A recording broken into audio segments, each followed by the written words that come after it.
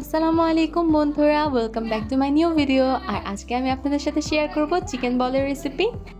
আর chicken বলটা কিন্তু ছোট থেকে বড় সবাই পছন্দ করে। আজকে আমি চেষ্টা করব একটু নিজস্ব স্টাইলে, একটু ডিফারেন্ট ওয়েতে আপনাদেরকে এই রেসিপিটা শেয়ার করতে।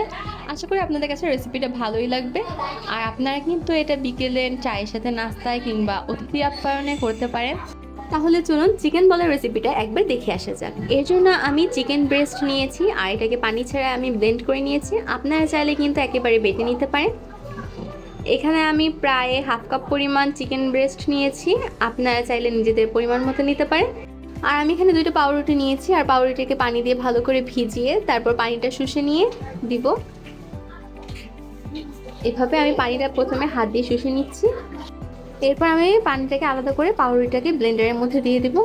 এভাবে হাত দিয়ে চেপে চেপে পানিটা বের করে নিচ্ছি। আর পানিটা দিবেন না, তাহলে কিন্তু একেবারে আপনার মিশ্রণটা একেবারে পানি পানি হয়ে যাবে। জাস্ট পাউরুটিটা দিয়ে দিলেই হবে। আমি একটু এভাবে হাত দিয়ে একটু করে দিলাম। এখন আমি এর মধ্যে অন্যান্য উপকরণ দিয়ে দেবো। আর এখানে আমি নিয়েছি আদা রসুন বাটা হাফ চা চামচ, দিয়ে দিব পেঁয়াজ কুচি। আমি দুইটা বড় পেঁয়াজ ভালো করে একেবারে কুচি কুচি করে দিয়েছি।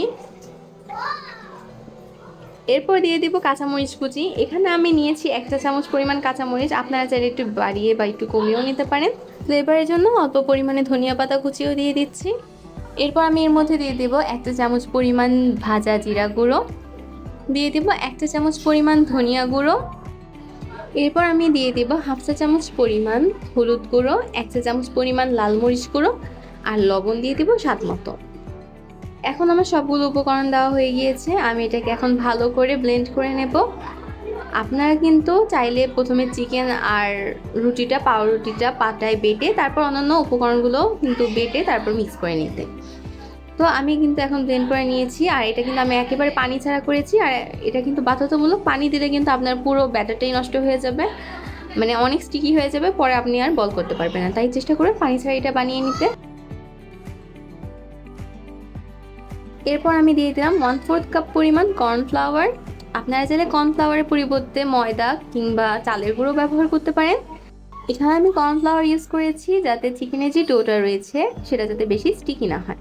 এখন আমি এটাকে ভালো করে চামচ দিয়ে এভাবে উল্টে পাল্টে ভালো করে মিশিয়ে নেব।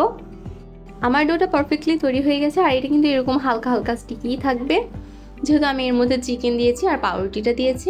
এখন আমি হাতে অল্প পরিমাণে তেল মেখে নিয়েছি। এখন আমি 2 হাতের তালুতে এভাবে রাউন্ড করে এটাকে একটু গোল করে বল করে নেব। আর ঠিক একই পদ্ধতিতে আমি সবগুলোকে তৈরি করে নেব। দেখতেই পাচ্ছেন আমি এভাবে প্রত্যেকটা তৈরি করে নিয়েছি। আর আমার এখানে অনেকগুলো হয়েছে, মানে আপনারা কিন্তু অনেক কম পরিমাণে চিকেন ব্রেস্ট দিয়েও কিন্তু অনেকগুলো বানাতে পারেন। আর যাতে এটার শেপটা নষ্ট না হয় এই জন্য আমি এটাকে একটু কর্নফ্লাওয়ারে এভাবে একটু ঘুরিয়ে নিচ্ছি। আপনারা চাইলে এক্ষেত্রেও ময়দা ব্যবহার করতে পারেন। আর এভাবে আমি প্রত্যেকটাকে করে নেব।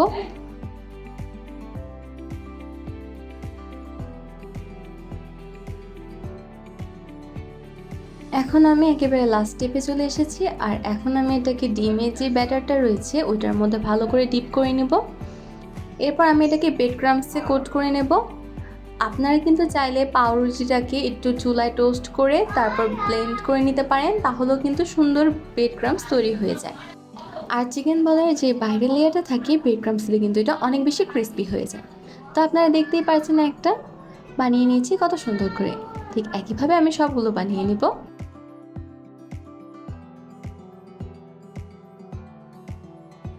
আমার সবগুলো চিকেন বল বানানো হয়ে গিয়েছে। এখন জাস্ট এগুলোকে ভেজে নেওয়ার দরকার। আর ভেজে নেওয়ার জন্য আমি একটা ফ্রাই প্যানের মধ্যে পর্যাপ্ত পরিমাণে তেল গরম করে নিয়েছি। এটা কিন্তু একেবারে ডুবো তেলেও ভাজতে হবে না, আবার একেবারে কম তেলে যে ভাজবেন তাও না। তো তেলটা যখন মিডিয়াম গরম হয়ে যাবে তখন আমি জালটাকে মিডিয়াম টু লোতে রেখে সবগুলো বল দিয়ে দেব। আর একটু স্পেস করেও দিতে হবে, কারণ এটা কিন্তু একটু ফুলে যাবে। একেবারে একটার গায়ে সাথে আরেকটার গা লাগিয়ে দেওয়া যাবে না। প্রথমবার দেওয়ার পর কিন্তু একটু তাড়াতাড়ি আপনাদের এটাকে উল্টিয়ে দিতে হবে, কারণ ব্রেড ক্রাম্বস দেওয়ার ফলে কালারটা একটু দ্রুতই চলে আসবে। আর জালটা কিন্তু যথাসম্ভব লোতে রাখার চেষ্টা করবেন, তাহলে চিকেনটাও তাড়াতাড়ি হয়ে যাবে আর কালারটাও সুন্দর করে আসবে। চিকেন বল কিন্তু সাধারণত খুব বেশি কালার করে ভাজা হয় না, অল্প একটু কালার আসলেই কিন্তু এটা একেবারে পারফেক্টলি তৈরি হয়ে যায়।